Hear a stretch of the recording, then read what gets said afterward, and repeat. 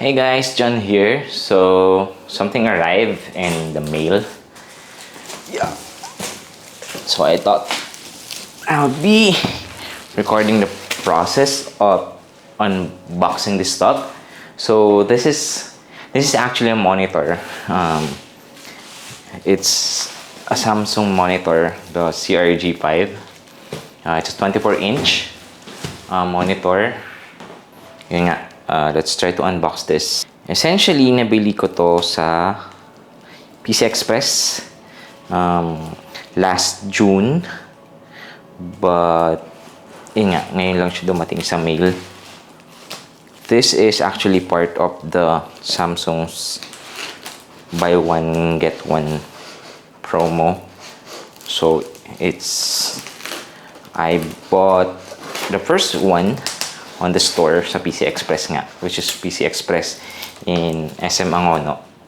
And then, after that, sabi nila, the free monitor or yung get one monitor would be delivered by Samsung. Unfortunately, dahil nga ang daming kumuha nung unit or ang daming nag-avail ng product nila, nagkaroon sila ng scarcity ng supply of the said monitor. So, dahil scarcity of supply, sabi nila, they have to order a new batch for the free ones. So, kaya medyo na-delay yung free unit. Actually, it took almost a month. So far, sa experience ko dun sa monitor na to, still a good monitor. Pang-gaming talaga siya. Kasi, just to give you the features of the monitor, sabi ko nga, di ba? It's a 24-inch monitor, which is sweet spot for any gaming needs or productivity needs. Kasi, any lower than that size would be too small. And yung iba naman, pag lumagpas ka ng 27 or 29, parang lalaki lang yung pixels mo. But it doesn't really help. Or parang hindi mo naman mararamdaman yung difference between working with a regular 24-inch versus 27-inch, diba? So, I got this 24-inch instead since ito nga yung buy one, take one nila. So, yeah. Again, this is the Samsung Odyssey 24 CRG5 24-inch. So, upon opening the box, makikita natin yung power brick and some cables. So, may free siya na HDMI. So, HDMI niya, guys, is 1.4 or version 1.4 or 1.2. So, hindi pa siya HDMI 2.0. So, again, it's a bummer, pero hindi mo naman din kailangan ng high-end na HDMI when it comes to gaming monitor.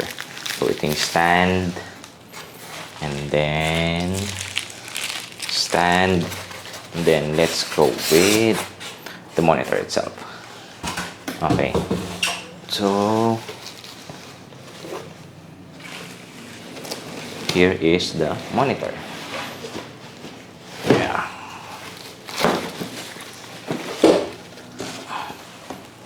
I'll try to assemble this first, and then I'll show you what the features of the monitor would be. So, and we finally finished to assemble the monitor. Yeah. So again, let's talk about the specs of this monitor. It's been around in the market for quite some time now. Hindi na siya bagong monitor. So, hindi siya bagong model. And screen size niya is 24 inches.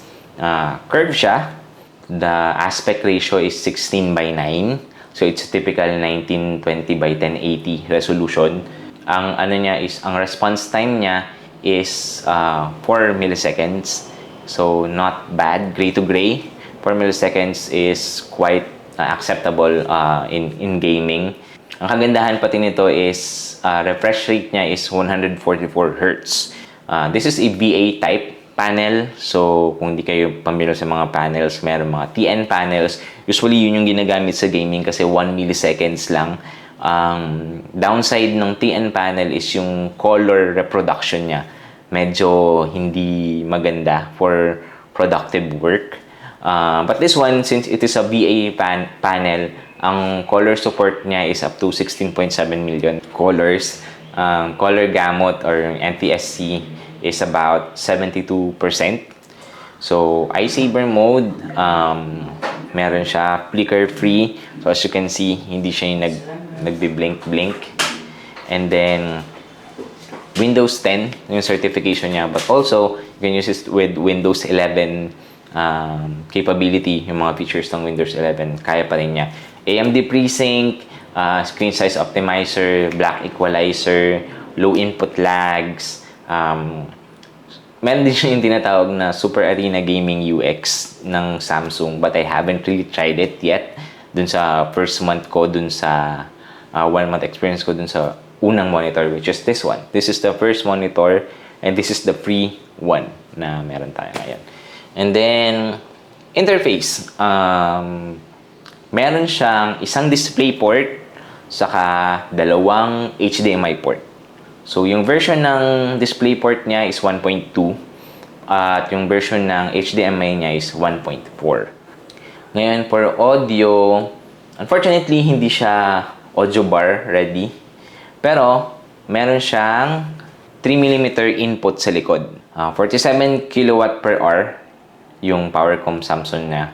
So, per year yon. And, yun nga, may power brick siya. So, medyo ingat-ingat na lang na huwag masira kasi mahirap humanap ng replacement for Samsung na monitors.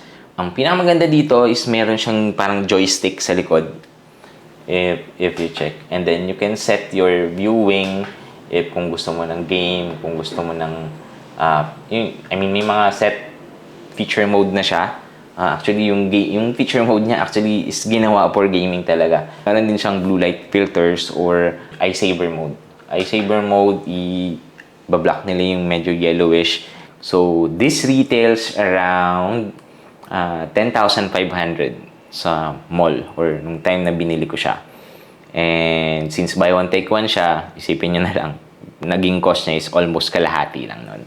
So, yeah, hope you like this video. You like this review of the Samsung CRG5 or CRG50.